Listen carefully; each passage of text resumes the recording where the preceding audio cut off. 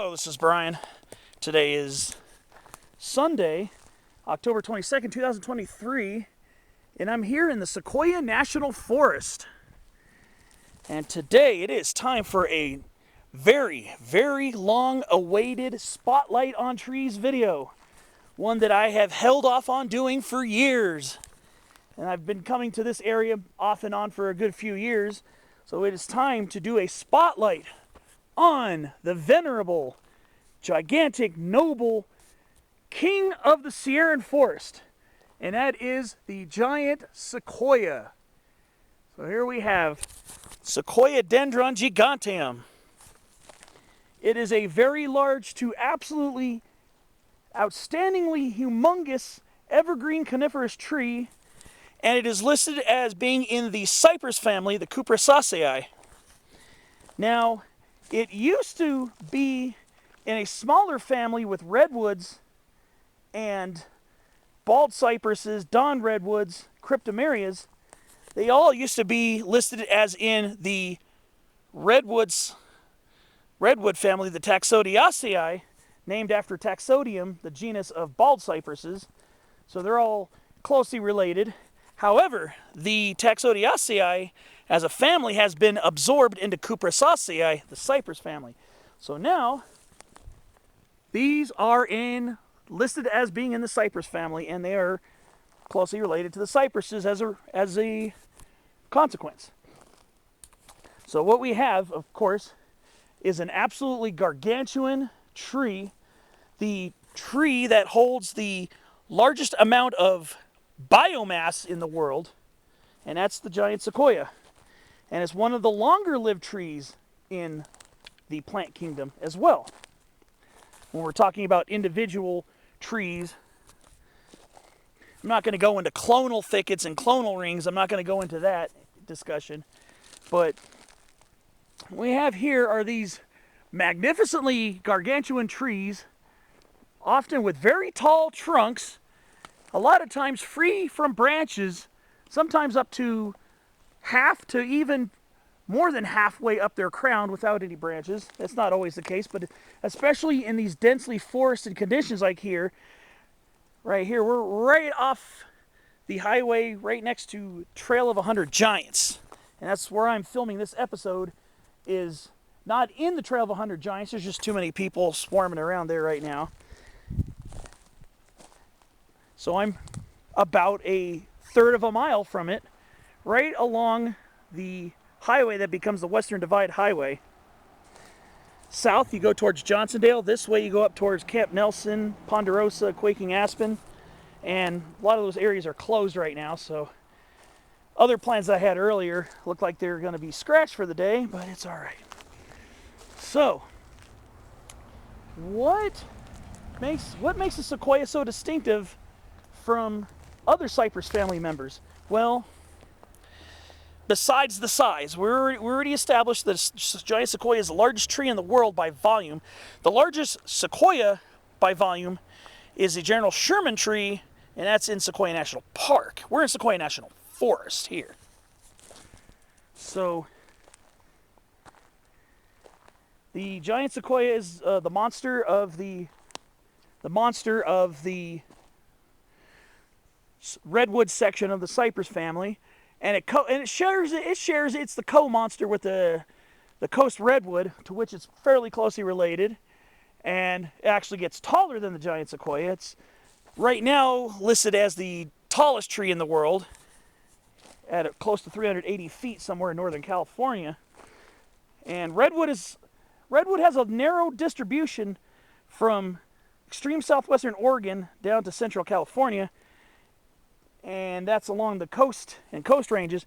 Giant sequoia has a very scattered distribution from around, I think it's Placer County, west of Lake Tahoe, down to, we are near the southern extent of it here. I think the furthest south you go is in the nearby Greenhorn Mountains. But we are near the southern end of the giant sequoia's distribution. Here we are. I think we're just under 36 degrees latitude. So the Greenhorn Mountains, I think, are the last outpost before you don't see them in the wild anymore, or at least native in the wild. So what I'm going to do is I'm going to get a couple of pictures of some young trees, and I'm going to start talking about some of the ecology. Expect this spotlight video to be quite a long video because I have a lot to talk about, because there's a lot to talk about when it comes to this tree. So again, before I go into that, the range is basically from about around 39 degrees latitude down to the upper portion of the 35 degrees latitude, and it's scattered in about anywhere from 67 to 75 groves in mixed sizes. Some are very small, some are quite large, like in Sequoia National Park. Some of them are comprised of old growth, some are comprised of mostly new growth, mixed old and new growth. Some of them have been very heavily logged. But I'm going to go more into that after I get some pictures of these little youngsters right here along the side of the highway.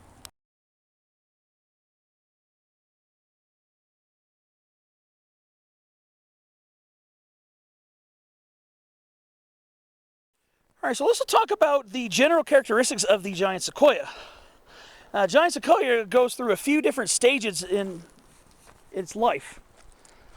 It starts out as a spindly, little, narrow seedling and sapling, a very narrow crown. You can see here we got a very narrow crown on this little guy, and they have flaky bark. Let's go over. See if I can get over towards one without tripping over my own 2 feet. Their size, their shape, and the characteristics of them go through many different changes. So a young giant sequoia has kind of shreddy, kind of flaky bark. This is a very young one right here. Eventually becomes a little more deeply furrowed as it starts aging. And you see the trunk's quite narrow, and the bark has a spongy texture. You press your finger into it, and it will give you a little yield. You can press your finger a little bit into it. So these are the younger ones right here. These are younger giant sequoias.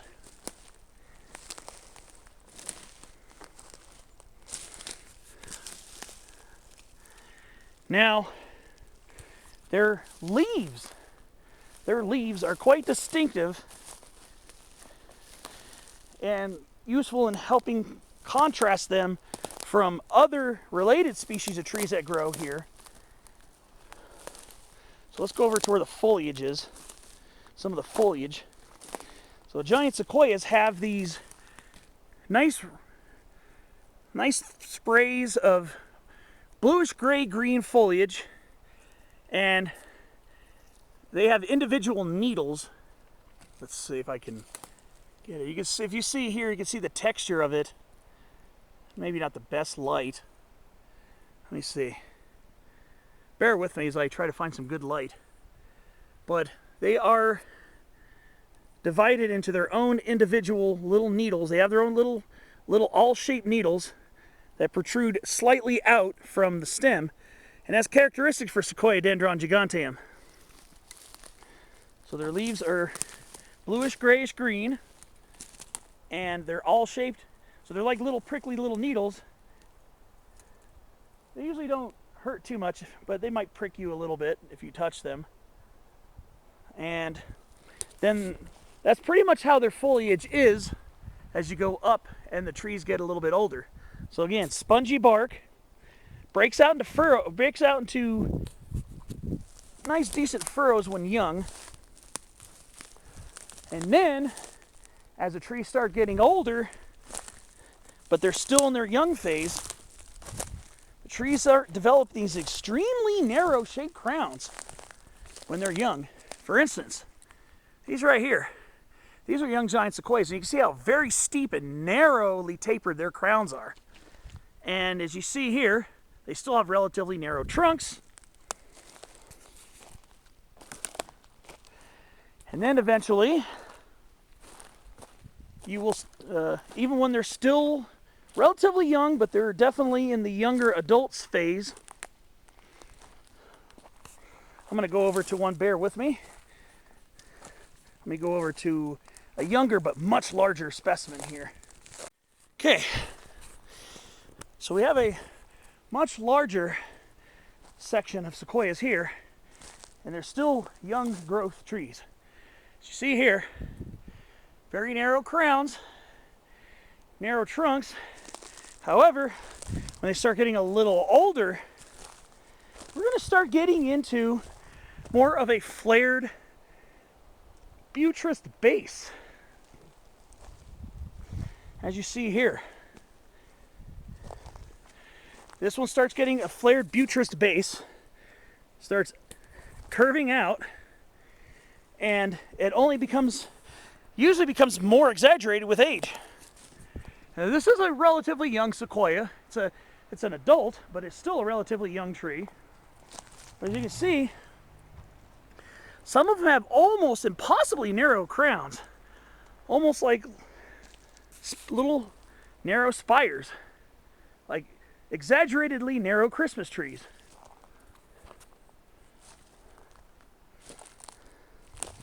And then, with some age, of course this is a younger adult tree, then we start getting some more fluting in the bark, which when you go a little bit higher up, it's a little more of a furrowed characteristic.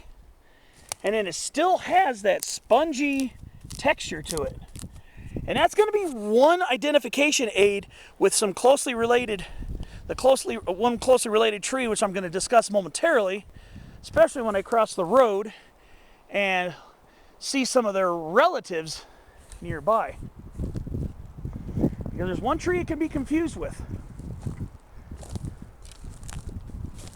So, I mentioned that giant sequoia is a coniferous tree. In other words, it bears its seeds in cones. It's a gymnosperm. Conifers are a group of gymnosperms that bear their seeds in cones. And gymnosperm is Greek for gymnos, naked, and sperm, like spermum or something like that, for the word seed. So, as a conifer is a type of a gymnosperm, and it bears its seeds naked on the scales of these rounded cones. This is fairly average. Sometimes they get a bit larger. This is a fairly average cone, and they have very small winged seeds inside of these cones, and drop their seeds when the cones open to the forest floor.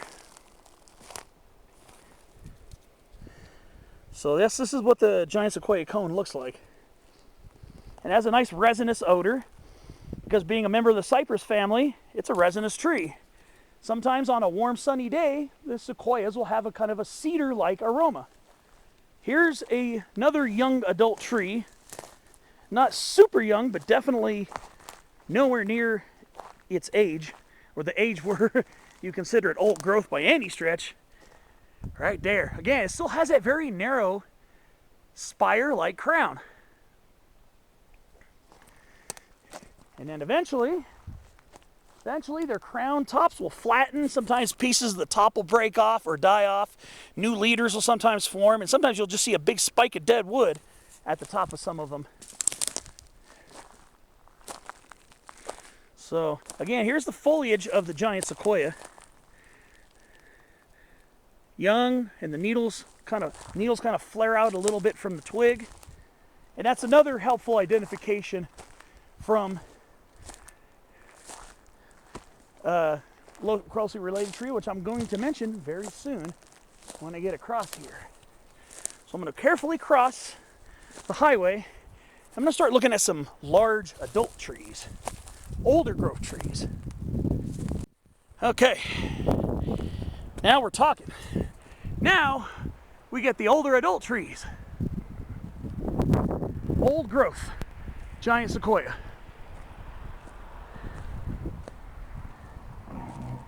Again, these are some younger ones with the narrow crowns. But as you see, the crowns become a little more irregular shaped when they're older. Now these are fairly old trees, not nearly the oldest trees I've seen, but you see very girthy trees with a flared buttressed base.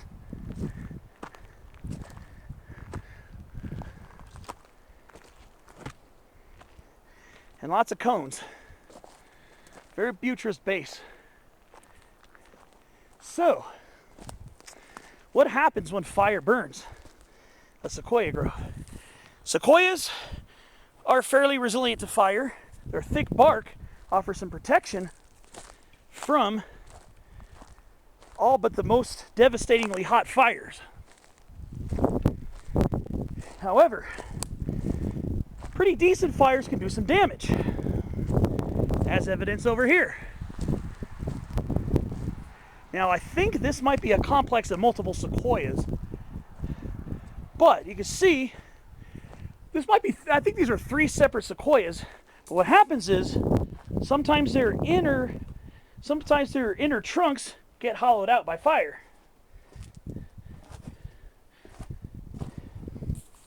And then there's the resinous sap of the giant sequoia right there. So sometimes you get these hollowed out things called goose pens, which sometimes are wide enough for people to hang out in. And fire is very common in sequoia groves. In fact, a little further up, before the sequoia grove starts, absolute devastation of the forest has occurred. I think from 2020 or 2021's fires that have burnt almost all the way up here. Actually, there's some of this I think might have been reburned because there is some fire damage around here. But luckily this area wasn't as devastated, as we can see a lot more survival around here. However, looks like there are some conifers over there that were completely obliterated. I can see some blackened tree trunks. And I think one of them was a sequoia. I think a sequoia got burnt. I think a couple sequoias did get burnt severely.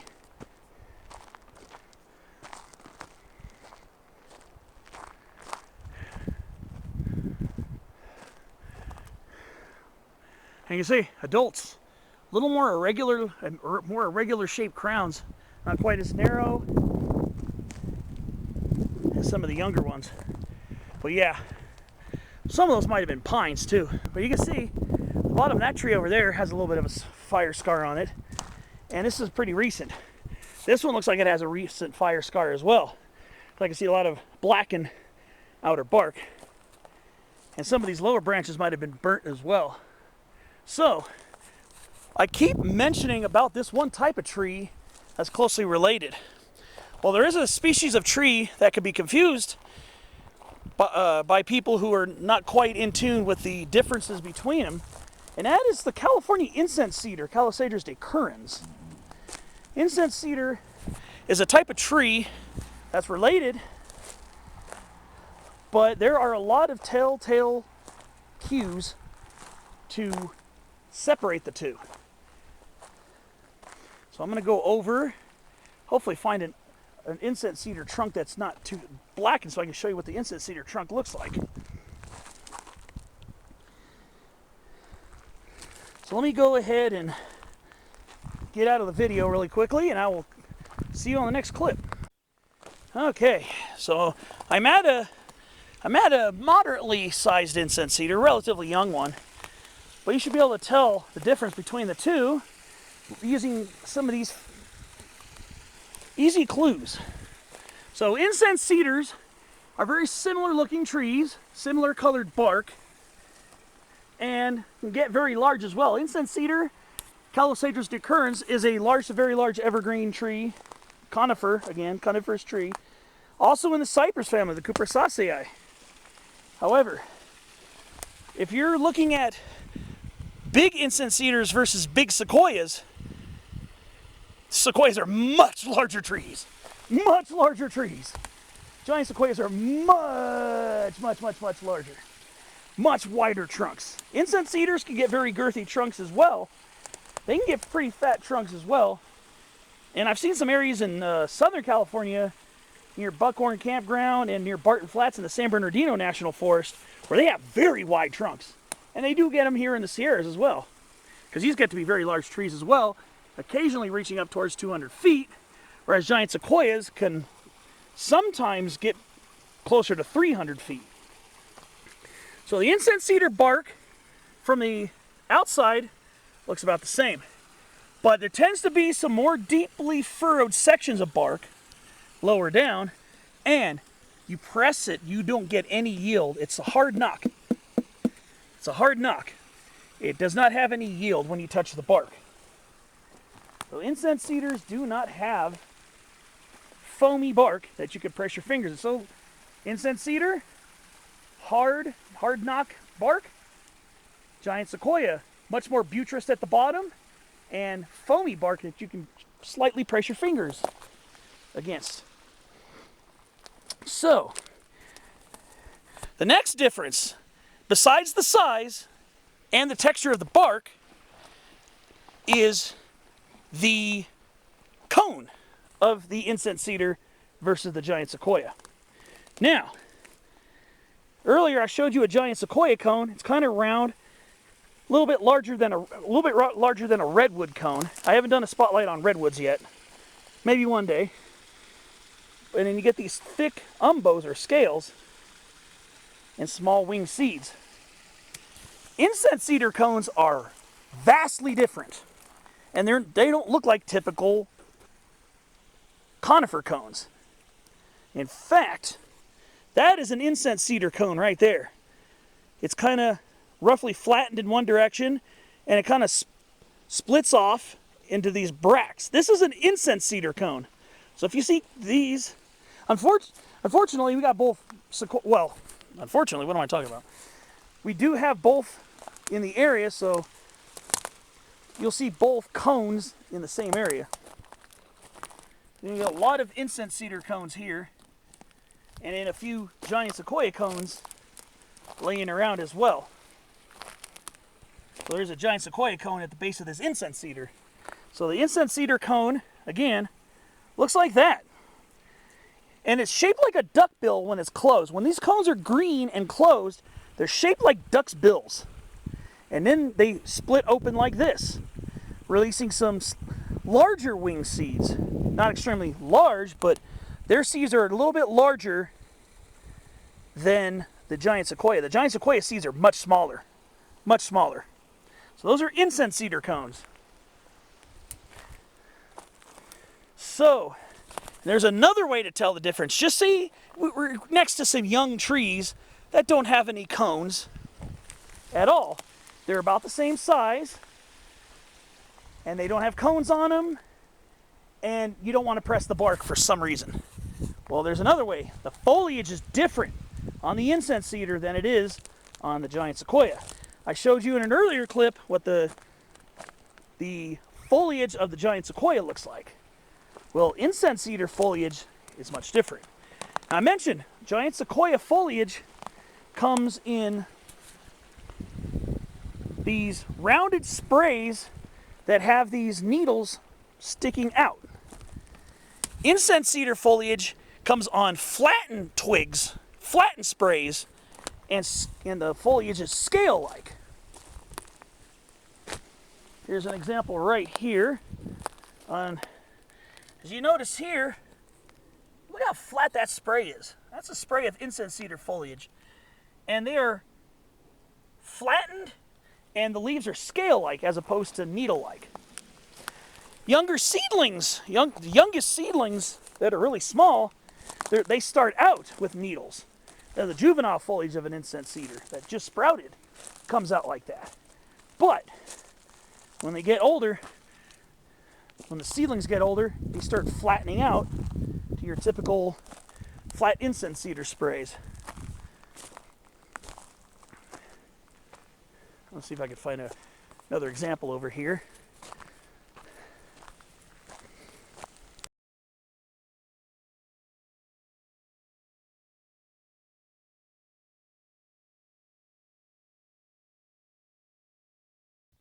Okay, So I'm at a couple of incense cedar saplings, so I can show you more closely the foliage. If you notice, each twig of the incense cedar, Calosaedrus decurrens, is flattened, and no needles really don't stick out too much. We're like flattened sprays. In more juvenile specimens, they still develop flattened sprays with some slightly spinier leaves. This is a juvenile incense cedar, which can be confused with a seedling giant sequoia, as the needles do stick out. But like I said, those are the seedlings. The older incense cedars, they become less spiny and more scale-like and flattened against the twig. So you see here, a flattened spray of incense cedars. That's how you can tell. If you're looking at very young seedlings, it might be very hard to tell. So that might require a little more in-depth scientific research. But yeah, these are incense cedar seedlings here. Flattened sprays of foliage and less of a bluish color. More of a lime green is typical for Calosaedrus decurrens. So hopefully that'll help at least tell the difference between the foliage of larger trees. But yeah, once incense cedars get up to your height, 5-6 feet or whatever, then they pretty much all completely flattened, all completely scale-like leaves, like this spray here. This is a more adult spray. Again, the twigs are flattened. They don't spread out in all directions. They're flattened, almost two-dimensional. And then they have these kind of wine cup shaped scale leaves. So this is incense cedar, giant sequoia's relative, that's sometimes confused. A lot of people, I've seen people's pictures in Angeles National Forest, and they confuse incense cedars with sequoias. Angeles National Forest and San Bernardino National Forest are in Southern California, LA and San Bernardino County respectively, and they do plant sequoias, and they do occasionally start naturalizing in the San Bernardino Mountains, San Gabriel Mountains, and some naturalization in the San Jacinto Mountains in Riverside County as well. So trees do naturalize giant sequoias. So that's why a lot of people think that they're looking at sequoias, say, in the San Gabriel Mountains, when they're really looking at California incense cedar. So hopefully that'll help you be able to differentiate between the two here when you're hiking, because incense cedar and giant sequoia grow together like crazy. If you watch my Trail of 100 Giants video that should be out around this time, take a look for where the two grow together right next to each other, or actually bonded at the base. I call the sequoia. That's the incense cedar and giant sequoia combined at the base. Two separate species of trees. You'll notice the giant sequoia's trunk is much larger than the incense cedar and starting to wrap around the incense cedar's trunk. So back to the giant sequoias, because that's the focus of this video. So we are, again, one of the most southerly groves of this tree. And we do have some magnificent sized trees in this area to appreciate. See, right over there is kind of where the fire was a lot worse. And as you go further that way along the highway, it gets even much worse. So, in my next clip, I want to talk about the reproductive aspects of giant sequoia and how interesting they are, because they are pretty interesting, let me say. So I'll catch you in the next clip after I get a picture or two of this grove, and we'll talk about reproduction of giant sequoia.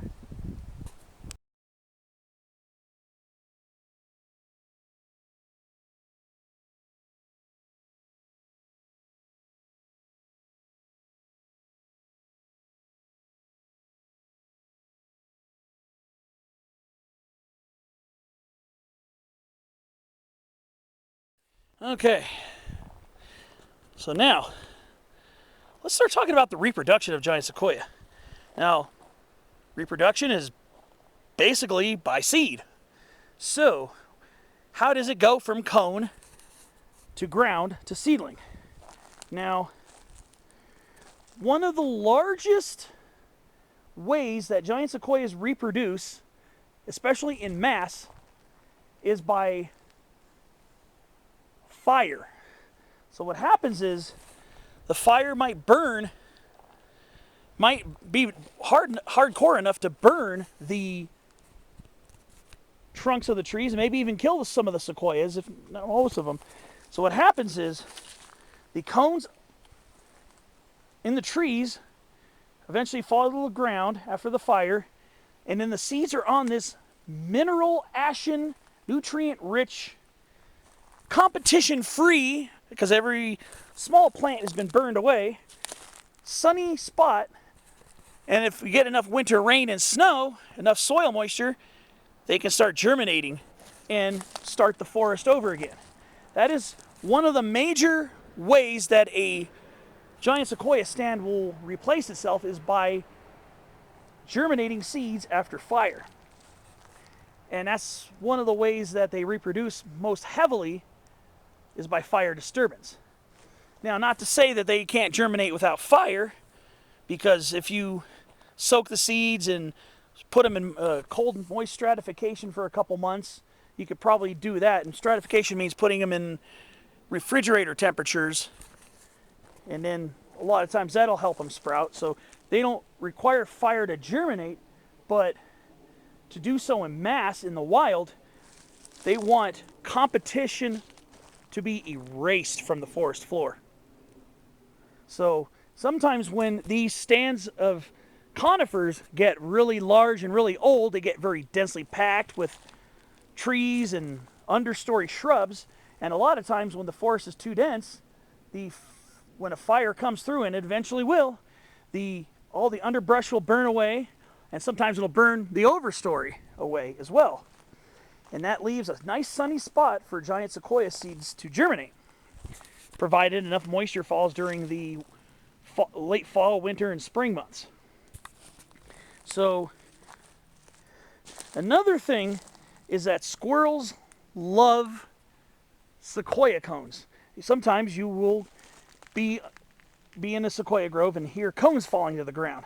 Sometimes squirrels knock them off the trees and eventually they fall off by themselves. So sometimes the squirrels get the seeds, and sometimes they cache them together. And if they get cached together and the squirrel doesn't come back to retrieve them, sometimes they will sprout a bunch of them together.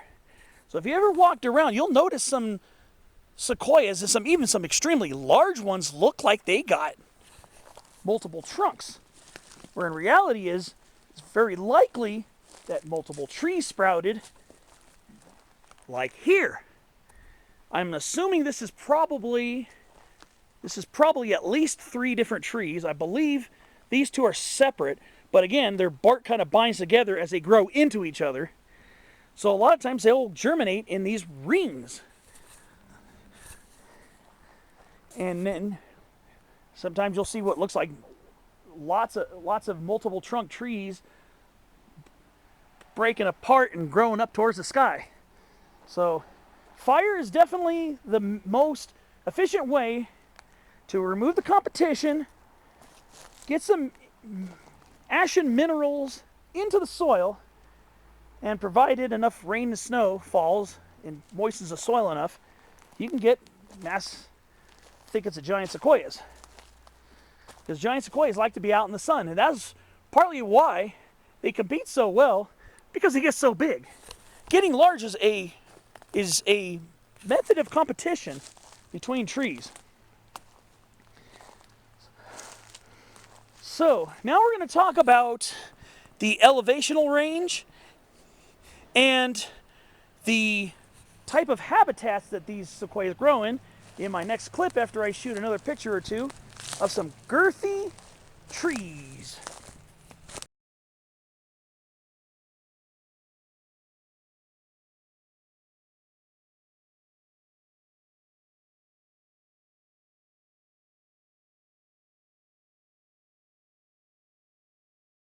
All right. So, I mentioned previously that giant sequoias grow in anywhere between 67 to 75 groves between, I believe, Placer County. I know there is a grove, I think it's called the Placer County Grove, I think is the name of it, west of Lake Tahoe. I think it's close to 39 degrees latitude, down to just below the 36th parallel, I believe, in the Greenhorn Mountains. And we're not that far from the Greenhorn Mountains. We're pretty close to where the Sierras intersect the Greenhorns, just a little south of here.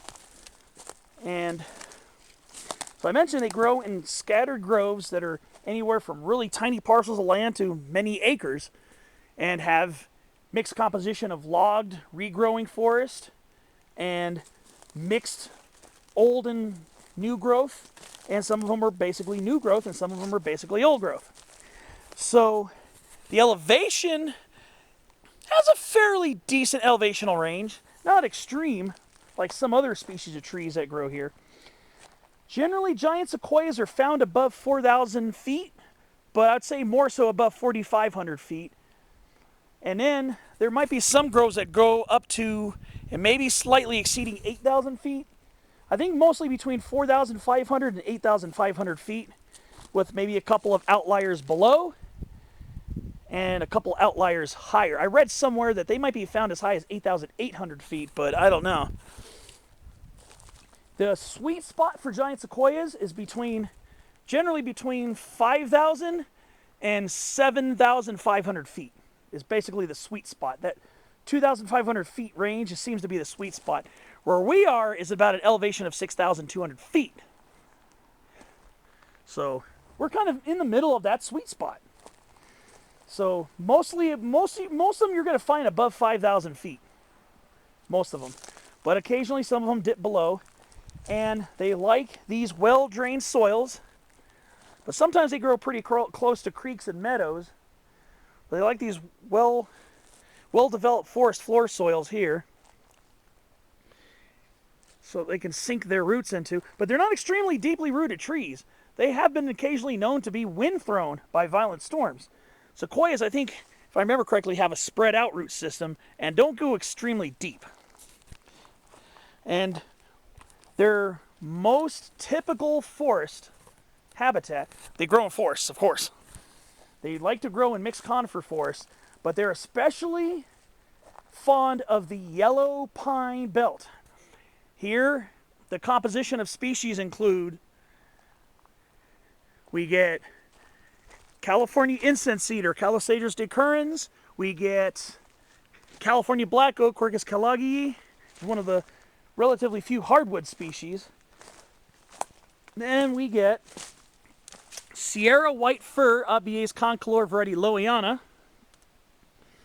And then the most conspicuous pines would include sugar pine, Pinus lambertiana, and as you can see, there are branches of a sugar pine right there. There's a trunk of a sugar pine in the middle. And then Pacific ponderosa pine, Pinus ponderosa subspecies benthamiana, which a lot of them around here have been devastated actually. But yeah, there's some ponderosa pine growth in there. And I think they do mix sometimes with Jeffrey pines a little bit higher up. I believe they do mix with Jeffrey pines occasionally. But I think sugar pine and ponderosa pine are their most common pine companions. And then a little bit higher up towards 7,000 feet, I've seen a few red firs mixing in. And here in the southern Sierras, it would be the Critchfeld variety, Abies magnifica variety Critchfeldii, which is not found down this low around here. But yeah, sugar pine is a very common associate. Ponderosa, and then incense cedar again. And we get scattered black oaks in the understory, because usually these are much smaller trees than these very tall conifers. So occasionally, like I said, if you go higher up, above 7,000 feet, they will mix with red firs occasionally. I believe there's some red firs over near the giant forest in Sequoia National Park, if I remember correctly. Been over there once 1,000 years ago. And they are found basically exclusively on the west slopes of the Sierras. So once you get up to the crest, which is usually way too high for them, and east of the crest, I don't know if they plant them near campgrounds or anything, but they're not native to the east slope of the Sierra. They are west slope specialists. And they like these mixed conifer forests. Right now, we're in the yellow pine belt, which consists of the aforementioned species. And then sometimes you go up to the red fir belt, you'll still see some remnants of sequoias before you get up to into red firs, and occasionally some lower elevation lodgepole pines mix in. I think the area burnt, but I have seen a few lodgepole pines, Sierra lodgepole pines mixed in. I think a lot of them got burnt in the fire. I haven't seen any living ones coming up today. So they love these areas of pretty high rainfall and pretty serious snowpack in the winter, but they don't really typically occur in the subalpine, where lodgepole pine, western white pine, Critchfield red fir, sometimes limber pine, and sometimes southern foxtail pine predominate because that's a little too high for them.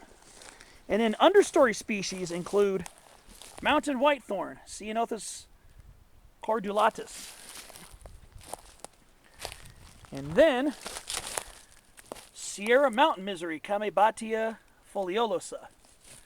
Different types of gooseberries and currants, and sometimes the lower elevations of bush chinquapin. So yes, mixed conifer forest. Giant sequoias don't typically form pure stands. At least the ones I've seen are usually very well mixed with pines and firs and incense cedars. Because the yellow pine belt is a very, very highly diverse belt of forest, especially where it's allowed to be that way without a lot of interference from people. But yes, giant sequoia, Sequoiadendron giganteum. Beautiful tree, very important member, and is definitely a tree that is apparently pretty spongy on the outside. So I'm going to wrap up this video momentarily with a couple more thoughts and notes before I end this quite long spotlight video. So I'm going to get a picture or two, and then I will see you on the last clip.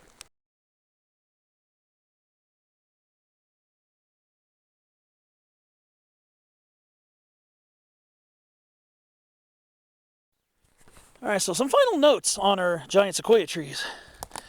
So let's talk a little bit about their conservation, because they might have been more widely distributed thousands and thousands and thousands of years ago. But again, they are relegated to relatively scattered parcels of land in central and northern California. From Tulare to, I believe, Placer County. I'm in Tulare right now.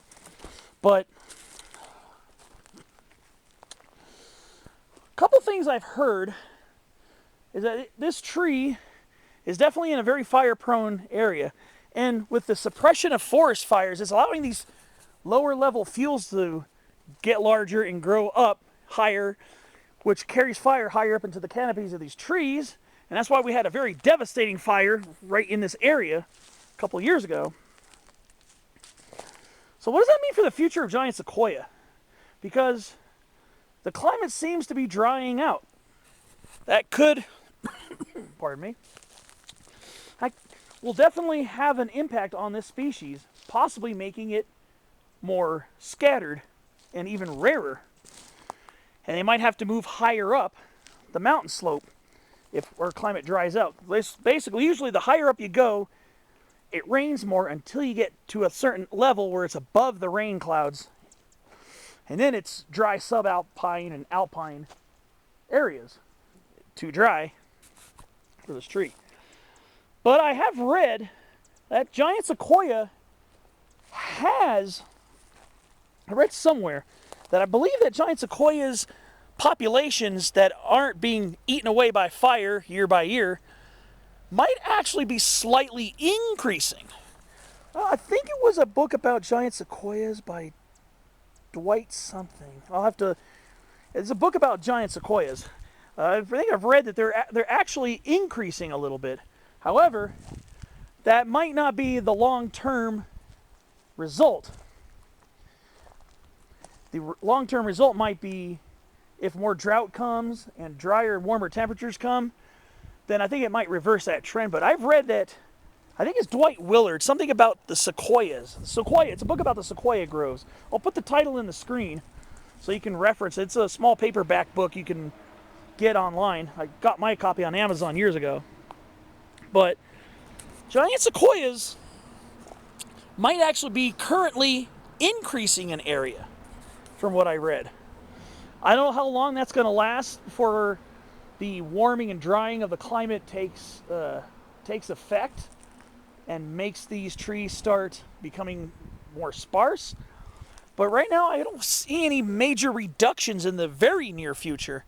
But like I said, if more of these mountain fires burn up more acreage and we get more drought, that could definitely negatively affect the seedling recruitment of this tree and therefore decrease its prominence here in the Sierra Nevada.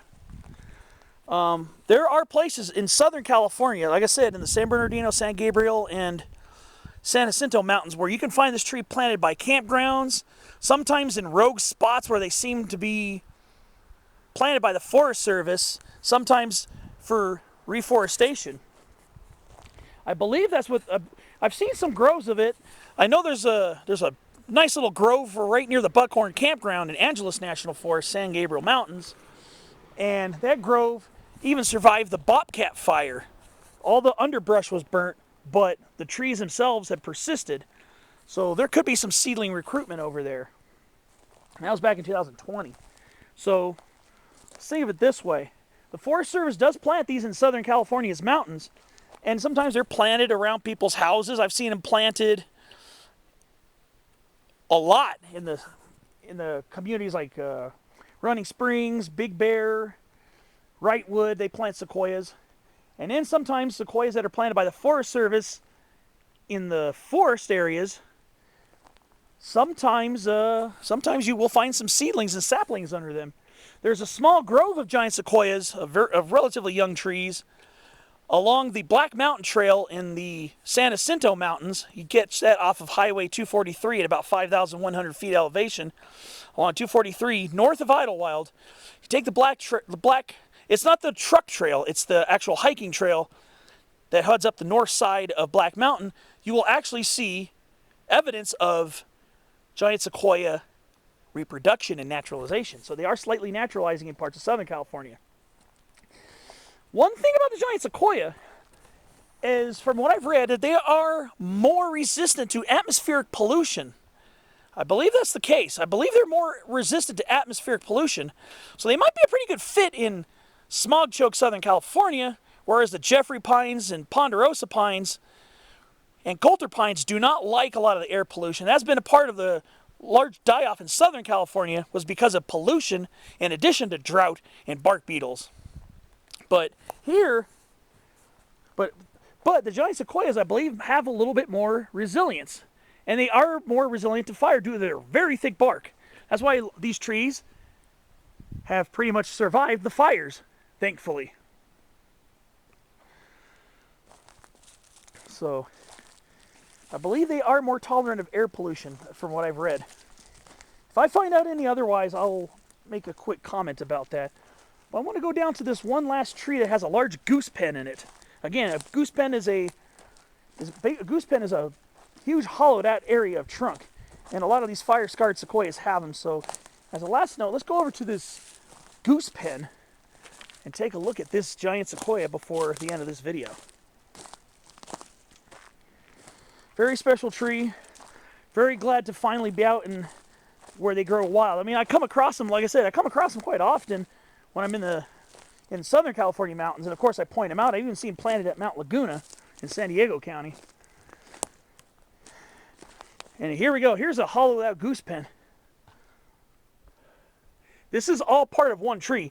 This was hollowed out enough. This is one trunk. This is a part of the whole, see, you can tell it's a part of the trunk. So it was hollowed out like a goose pen over here. It's very, very hollowed out by fire. This happens a lot to older sequoias. And some of the other trees have this too, like incense cedar. I've seen this with incense cedar too, but on a much smaller scale because they're smaller trees. But yes, there's the goose pen of a giant sequoia. Well, I think that's going to about wrap it up for this video. I hope you found this one informative, not only just talking about the characteristics of the tree where it grows, but some of the ecology of this tree as it grows here in the beautiful Sierra Nevada and sometimes naturally in my native Southern California area. So thanks for watching. I hope you found this video informative and interesting, and I hope it gives you the passion to come out here and check out these trees in these scattered groves here in the west slope of the Sierras. Thanks for watching, and I'll see you on my next Spotlight video.